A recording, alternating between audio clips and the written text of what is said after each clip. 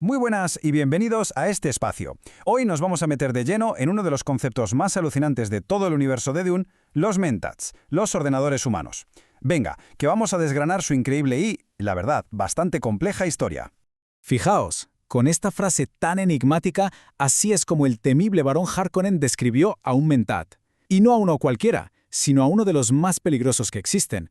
Esto ya nos da una pista, ¿verdad?, de que estas personas son mucho, pero que mucho más que simples calculadoras con patas. A ver, para poder entender de verdad qué es un Mentat, primero tenemos que comprender la regla de oro, la ley fundamental sobre la que se construyó absolutamente todo el universo de Dune. Y es que esta ley no salió de la nada, ¿eh?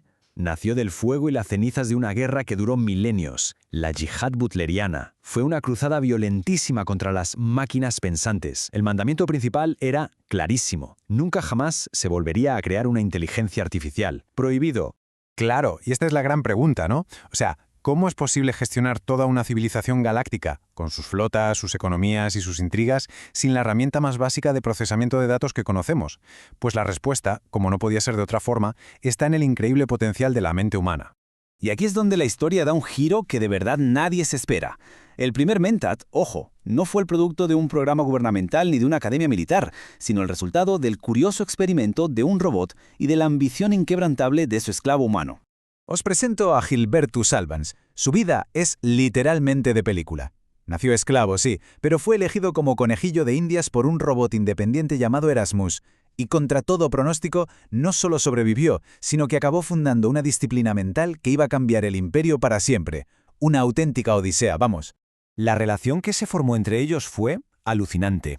Erasmus, el robot, quería demostrar que un humano podía pensar igual que una máquina.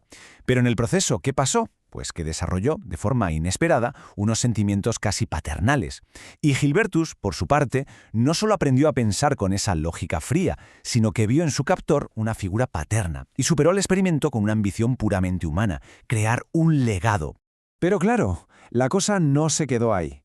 La idea de Gilbertus no fue solo un experimento aislado. Se transformó en toda una institución, una escuela formal que se volvió, sencillamente esencial para las estructuras de poder de todo el imperio. Pero cuidado, que no cualquiera podía ser Mentat, ni de lejos. El entrenamiento era una auténtica brutalidad. Estaba diseñado para expandir los límites del cerebro humano a niveles sobrehumanos. Exigía una lógica y una imparcialidad absolutas, y a menudo se ayudaban del zumo de Safo, una sustancia que les potenciaba la mente, pero que les dejaba una marca inconfundible, esos labios teñidos de púrpura. Y esto es súper importante que quede claro. No eran simples calculadoras. ¿Qué va? Un Mentat era un estratega. Eran capaces de analizar datos políticos, económicos y militares para predecir resultados con una precisión asombrosa. Se convirtieron, por derecho propio, en los consejeros indispensables de las grandes casas. Y si hay un Mentat que encarna este lema a la perfección, ese es, sin duda, Thufir Hawat. El arquetipo perfecto, brillante, un maestro estratega y leal hasta la médula a la casa Atreides durante 3 generaciones. Pero, como vamos a ver, hasta la mente más férrea puede tener un punto ciego. Como toda herramienta poderosa, la disciplina Mentat también podía ser corrompida. Y ahí entraron los Tleilaxu, que eran unos maestros de la ingeniería genética.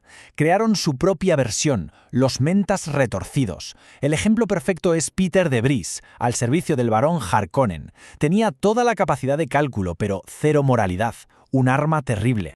Pero bueno, como suele pasar, la edad dorada de los Mentats no podía durar para siempre.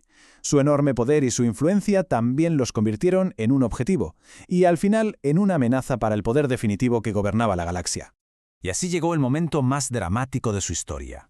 Leto II, el dios emperador, en su larguísimo reinado de 3.500 años, consideró que los Mentats se habían convertido en un obstáculo para el desarrollo de la humanidad.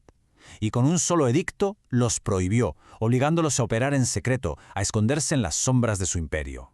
¿Y cuál era su lógica? Pues Leto creía que la humanidad se estaba apoyando demasiado en estos ordenadores humanos, que se había vuelto cómoda. Quería forzar a la especie a pensar por sí misma, a evolucionar. Pero, y aquí está la gran ironía, él entendía perfectamente que los necesitaba para sus planes a escala milenaria. Y por eso siempre mantuvo a su lado a los sucesivos clones o golas del leal Don Canaidajol. Pero claro, una idea tan poderosa no se borra así como así. La orden oficial fue prohibida, de acuerdo. Pero el concepto de Mentat sobrevivió, evolucionó y acabó integrándose en otros grupos de poder por toda la galaxia. Y su influencia se ve por todas partes, de verdad. En los infinitos clones de Duncan Idaho, entrenados como Mentats, en la hermandad de las Bene Gesserit, que adoptaron rápidamente sus técnicas de análisis, en héroes militares como Miles Teg, un estratega Mentat legendario, o en figuras como Belonda, la archimista Mentat de la hermandad. El legado demostró ser increíblemente resistente. Y todo esto nos lleva al núcleo de la saga de los Mentats, a su fallo fundamental. Thufir Hawat, el leal, fue cegado por sus sospechas y su dolor, y eso le llevó a cometer errores fatales. Peter de Vries, el amoral, fue incapaz de calcular el poder de la venganza que nacía del amor del Dr. Yue. Sus planes, aparentemente perfectos, se hicieron añicos contra algo que no entraba en sus ecuaciones. Y esa es la gran pregunta que nos deja esta historia. Nos demuestra que en el gran juego del poder y la supervivencia, quizás la variable más importante y la más peligrosa de todas es, y siempre será, el impredecible corazón humano. Ahí queda la reflexión. Y bueno, hasta aquí llegamos por hoy.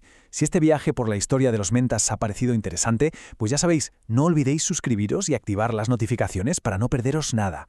Cada me gusta y cada comentario ayuda un montón a que el canal siga creciendo. Muchísimas gracias por estar ahí y nos vemos en la próxima.